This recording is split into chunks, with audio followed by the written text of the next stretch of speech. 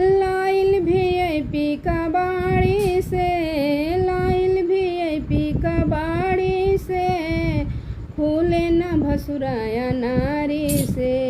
लाइल वीआईपी कबाड़ी से, खुले न भसुराया नारी से।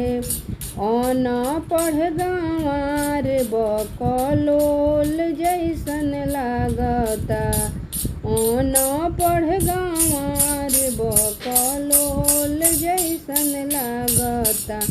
नंबर वाला वीआईपी सलाई रिंच से खोलता, नंबर वाला वीआईपी सलाई धीरे से बैठ जाले आंगना में आके, धीरे से बैठ जाले आंगना में